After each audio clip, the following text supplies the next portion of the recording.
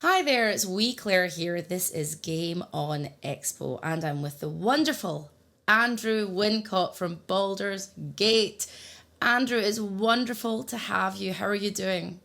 Hi, Claire. Hi, Claire. I'm doing well. Thank you. It's wonderful to be here. Yes, and you're going to be in Phoenix in April. So, how excited are you to join us at Game On next month? I'm incredibly excited. I'm really looking forward because this is going to be my first US Comic Con. So, yeah, I can't wait. I mean, I've been all over the world.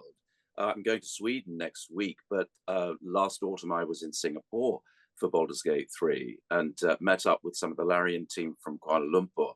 But no, my first US Comic Con, and where better than Arizona? I mean, I can't wait. That's very exciting. And you're going to be joining Tim Downey, Samantha Bayar. I mean, a whole host of the cast, basically. It's a big, big reunion. What are the panels like when you do the panels with a lot of the cast from your perspective? I've done many Baldur's Gate panels, but from your perspective, how is it? It's great because we all play off each other and tell stories and lots of jokes and in jokes. So yeah, no, it's a lot of fun. Yeah, a lot of shared stories. Although the really extraordinary thing about BG3 is that during the when we were creating it over those 4 or 5 years or whatever, we didn't really meet each other. We might have met in between sessions. I remember bumping into Neil Newborn in between sessions and chatting. But but we've really got to know each other during this process of traveling around the world and going to cons and hanging out and having fun and meeting the fans. So it's all been a tremendously social, wonderfully giving and sharing exercise. It's been fabulous. It's, It's been great inter- to meet everybody, the whole community. Yeah.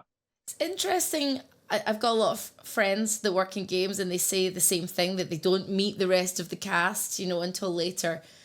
It made me think, what is that like when you're working so intensely on a character, on a game, and then you finally meet your castmates? Were you surprised by anybody's quirks or personalities, or surprised you got on with certain people over others? Well, no, it's all good. It's all great. I've not had major punch ups in the foyers of hotels. Not quite rock and roll yet, but um, and of course Tracy Wiles, Jahira. We've known each other for a long time because we did a lot of radio together, and also Emma, who plays Minthara. Well, I've known her for a long time, which is interesting. So we've all come from the same, radio, BBC radio background. But no, it's been great to meet everybody else. Yeah, Now, really. we are a gaming convention, obviously. So I wanted to ask you a gaming question, if you don't mind. I wanted to ask you, what kind of gamer are you? And it's not specifically focused on video games, but what kind of gamer would you consider yourself to be, Andrew? Right. Well, I don't really play video games. I would love to, and I'm being persuaded to play Baldur's Gate 3, indeed to stream it. So I may have to give way to that and enter the whole world, which would be amazing. So I'm not really a gamer in that sense, but I did grow up with a lot of card games and a lot of gambling. No, um, Started young. yeah, yeah, exactly. Yeah, my impoverished and misspent youth. Um, yeah, board games. Really, there was a lot of board games we played as kids, like Cluedo, which is amazing. Loved Cluedo. This famous game, Monopoly. Real estate games, building up property empires. And there was one game I remember, which I really loved, called Masterpiece, Oh. where you were in an auction room and there were these cards of famous masterpieces, but you could pair them up with a price on the back. So you shuffled two decks, in other words. One deck had the prices. So but one of them would be a forgery, and another one would be worth £1 million, which in those days would have been worth about Yeah. 50 million something. So I loved that. Um, you know, Oh, oh. so you'd be bidding for something which could be total rubbish in that way. Is that the kind of game that you like then? Do you like kind of games that are more, I guess, focused on well, that sounds like a sort of financial sort of game, like you're bidding, things like that. Like it's more real world. Well, well, those games were yeah, it's weird, isn't it? Those games were always about who was the winner, the one with the most money at the end. You know? Capitalism. Yeah, yeah, exactly. So maybe you're right. It would they were, they weren't really ethically sound. But yeah, Monopoly, what's that all about? That's all about, building property and, being a mogul. We don't want to do that. Um, but the the the masterpiece was somehow about art too. And you might bid for something because you liked it rather than, of course, you want it to be worth 1 million because that's how you win. But in another way, it wasn't really so much about winning. It was, but yeah, I'm yeah, starting it's to strange, isn't it? feel like maybe all of our problems started with board games, and maybe that's the downfall of society. It could all be Who traced. knew? It could be traced back to Monopoly. I loved Monopoly when I was a kid. Like I really, really loved it. I like business. Like I have quite a business mind, so I quite like Monopoly. What kind of Monopoly player were you? Did you have like certain corners of the board you would strategize over? I really Yeah, liked certain corners. yeah, jail. I had to stay in jail. Um, yeah, well, of course, I seem to remember, yeah, there was the Mayfair, there were the high end properties, but then if you wanted to try and get them because you didn't want to land on them and end up paying extortionate rents, what's new there? Yeah. But but yeah, I don't know. I quite liked yeah, I quite like the middle. I guess the middle areas of the board. Try and amass a property empire there. I guess it's kind of like maybe it was kind of teaching us something like don't go all in on the expensive stuff. Just don't kind of overshoot. Just like all the Yeah, middling properties were good. I just love board games like that, but I'm not a very. I would say when it comes to games, I'm not a very competitive person. Not with games like that. mm. And I'm quite a good team player. What about you? Are you quite competitive, or do you prefer team games? Like, what kind of I, game are you there? I would like a team. I'd like to be in a team, and then it's not quite so bad if you lose. You don't feel quite out in the cold. Yes, So, yeah, so I'm all for that collaboration, yes, working together, team building. Yeah, yes. I guess like that goes with like, that makes sense that you say that because being an actor, acting can be collaboration. It's creative collaboration. I guess maybe not so. Did you feel maybe not so much with games because you aren't really in the same room as your castmates, or was there still a collaboration with Larry and the performance directors?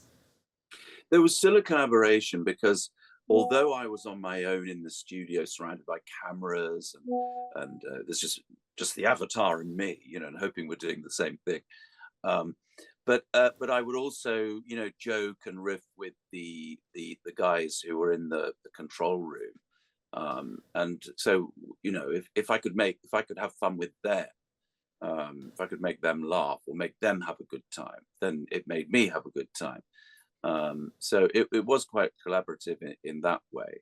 And of course, if they didn't know the answer to something, they would probably then just phone the writer. So you always felt help was just a phone call away.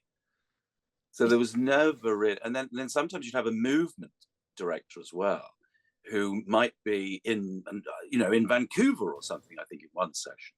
Oh, this is really good. We're reaching across the world, working on this game together. I It would was really I wanted to ask about a character building as well. I'm really interested in character building, being immersed in that, bringing yourself to a role.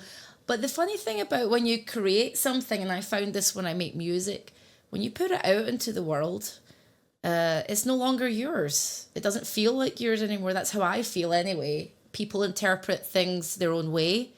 They get something out of what you create and they see things that you didn't see. Did you find that about the character of Raphael? People at cons maybe telling you things that you didn't see before about the character? Do you feel that? I do feel that. I do feel that, and that's what's so interesting because it is a whole sharing process. Um, I learned so much from talking to the fans about, well, not just about Raphael, but how much the game means. But I only found out a few months ago that Harlep is an anagram of Raphael. It just hadn't clicked. I thought, of course, and then someone else said to me, that's because when they asked me to do the song, and I thought, really, you want Raphael to what? To sing his own boss fight, really? But then I thought, well, maybe that's right. He's vain enough to do this. Um, Only Raphael maybe would do this. Why not? So you sort of go with it, go with the whole, process. And then a fan said, "So yeah, well, he is a bard." Well, well, of course, he's a bard. Yes. Of Yeah. course he would sing. The first time you meet him, he has the lullaby. Yeah. The mouse smiled brightly at our fox the cat. Mm. Then down came the claw, and that love was that. So if he's a bard, why shouldn't he sing?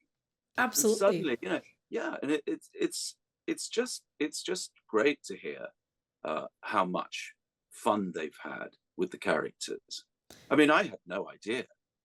I wanted Raphael to be playful and ironic, but also dangerous and dark when he needed to be, and just to keep people guessing a bit, to have fun in that, theatrical way. But so if the fans have been able to run with either side of that, and then it's great. I'm thrilled. Must have been so much fun playing a character like that because there's so many layers, and that's what makes a very well written character because we all have lots of layers. What you see is not always what you get. Always. I wonder as well when I'm putting things out into the world, I don't actually go back and like listen to my own music or see, I don't go back and watch the things that I do or listen to the things I've put out. I just think it's out there and that is it. Do you do the same with your performances? You don't look back at them, or do you look back and learn anything? How do you view that? I tend to, I mean, usually I would not look back because it's done. You can't change anything if it's recorded, filmed or recorded, an audio book. If that's recorded, you've made your decisions. It's time for the listener, the audience, whatever, the viewer, to have what fun, to make of it what they will, as you say, to interpret it. But with this, it's fun in a way to be able to change anything, but to revisit it through the fans' experience when I meet them. That's what's so different about this process. Now, being able to meet people at the Comic Cons, conventions like Game On Expo, it's fabulous to be able to interact and to feel that. Not that I can change anything, but I just like to listen. Yes. Sometimes they're so smart with such interesting ideas. I think I was in Glasgow and someone spoke to me for about 3 minutes non-stop about the game and just ticked every single box that I could have wished for. And I thought I wanted to say, don't go anywhere. I want you to stay right here all afternoon. Please don't move. I love that. I love that because I think Comic Cons. I think actors that go to Comic Cons are in a very unique position, actually, because it's like the physical manifestation of your work. When I've sat at panels and interviewed wonderful guests, I don't know about you, but when the guests are speaking, I take a moment to look out into the audience. I think, wow, like sometimes there's like 2,000 folk there, 1,500, 2,000 folk, people. And I'm like, wow, these little brains they've all keyed into your work. How does that So, feel when you're sitting on giant panels like that from your perspective? Does it feel overwhelming? so it can be scary. Mm. Yeah, and if you make a joke, you think, well, have I gauged this right? Because you don't know, and if it's that large an audience, you don't know what the collective sense of humor is. But yeah, it is a bit scary. Uh, Yes. in some ways, the smaller ones are better in that respect. I had a recent panel just with Tracy. We were in Leeds. It was very, you could see everybody. They we hardly needed microphones. And that was very intimate. So yeah, the bigger ones can be scary. Yes, they can be. Oh my gosh. The largest one I ever did was 5,000 people. Wow. Where was that? It was at MCM just after COVID. It was a Loki panel. It's weird though. I don't know how you feel as a performer, but before I go on, I look at the crowd and I go, "Oh, that's a lot of people." Ooh. But then as soon as you stand on stage, it's like something else takes over where I'm like, "Well, people are here to be entertained, so I can't let them down. Everyone has to do a job." Do you feel like that as well? You just get up and go, "Right, that doesn't exist anymore. We're doing it." Yeah. I had exactly that experience at the BAFTAs last year, where I was sitting there in the audience, and I thought, well, if I do win, I have to figure out something to say. I knew what I wanted to say, but I did spend some time organizing my thoughts, and then even before, I had a glass of champagne. I was still shuffling these notes around. And then I got increasingly nervous. I was sitting there thinking, if they call my name, I've got to get up and deliver this speech. Yeah. Now, do I really want to win it? Couldn't I just have another glass of champagne and just spit it out? So it was really quite scary. And then, and then it was about an hour and a half in, they finally got to the category, and I suddenly I woke up. So this is it. And then when they called my name, there's that strange dislocation you feel. You think, well, did I hear it? Or did I project it? Did I imagine it? And there's Neil Newborn behind me. He was shaking my shoulders, and I thought, well, I guess I did. I guess that was it. And then suddenly Tracy was there giving me a hug. And next thing I knew, I'm on the stage in front of 1,000 people there, and goodness knows how many online. Yes. And suddenly I'm catapulted into this surreal world, delivering the speech. And I bet you it went by really fast because your brain's sort of compartmentalizing and you're sort of disassociating but trying to be in the moment at the same time. It's a strange feeling, but amazing. Yeah, someone said afterwards it was the longest speech in BAFTA history. I think almost, not quite. But they'd already said, we're not going to wind you up. You have the time. And a lot of the speeches had been pretty short. But as you say, I didn't. I just started talking, and I thought, well, if I feel I'm losing the audience, I will just skip. I will just edit. I'll go, no, skip that, just get to the end. Yeah. But I didn't. I sort of felt they were with me. And yeah, I think it was about 6 minutes. Oh, that's longer than Adrian Brody's Oscar speech. How long was that? 5 minutes something. Oh, that's right. That's right. He stopped them winding up, didn't he? Yes. That's right. So I've done this before. So the next time you win, you can do the whole. I've done this before.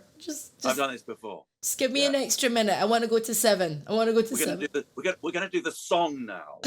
Yeah, totally. But before I wrap up, I wanted to ask you, because we're getting so close to Game On Expo, what are you looking forward to the most, apart from this being your debut American convention? What are you looking forward to the most about being at Game On Expo?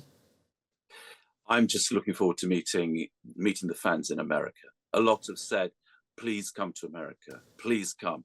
A lot have said, oh, Arizona. Some are flying in. I mean, others have said it's just too far. And, and I understand America's huge.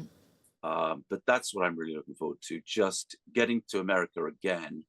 It's a few years since I've been, and meeting the fans. And I would love to stay in Arizona and go up to Utah and go to the Grand Canyon and do all that. But I might have to do that another time. But yeah, I mean, Arizona's got this mythical quality to me. All of that, the westerns, the Tucson, the desert, the canyons, all of that part of America has this mythical appeal. Yes. I think it's the same way in which my American friends talk about when they come to Scotland or the UK, or they talk about the architecture and the castles and the history.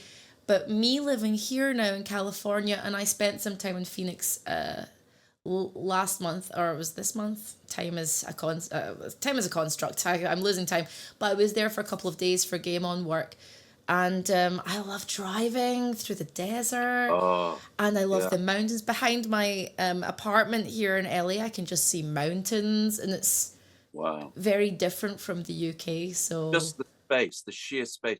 That's what I love about Scotland.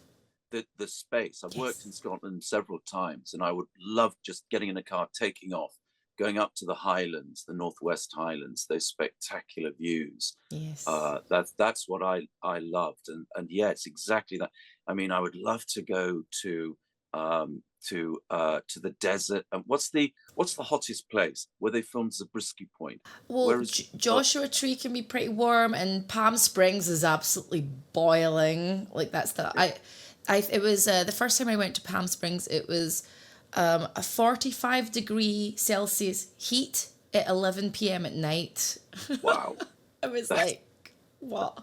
that's unreal. Yeah, it Yeah. was really, really hot. But it's I think for us Brits, yeah, it's very exotic. You know, in the vastness. I mean, there's a lot of space here. So you're gonna like Arizona. I think you're gonna really enjoy it. And Game On Expo's super fun. So it's gonna be awesome. Great, But thank you, Andrew, for spending some time with me. And we are very much looking forward to seeing you next month at Game On. great, great pleasure. Thank you, Claire. Thank you. Fabulous. Can't wait. Take care.